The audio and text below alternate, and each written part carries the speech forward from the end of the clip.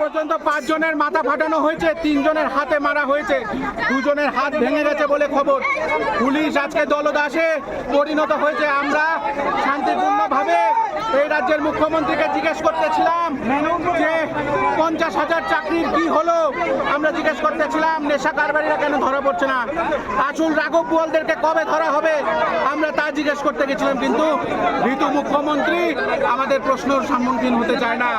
উনি বেকারদেরকে আজকে রাস্তায় নামিয়ে নিয়েছে।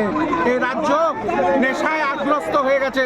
আর যেখানে ইন্ডিয়ান রেলওয়ে দিয়ে চাকরি আসার কথা, সেখানে ইন্ডিয়ান রেলওয়ে দিয়ে আজকে ড্রাগস আসছে এবং এই পুলিশ কর্তৃপক্ষ এই বাজেয়াপ্ত ড্রাগসগুলিকে আবার বিক্রি করছে। আমরা তলিয়ামুড়াতে দেখেছি। এই আন্দোলন জারি থাকবে। ধর্মেন্দ্র প্রধানের ইস্তফা চায় যুব কংগ্রেস।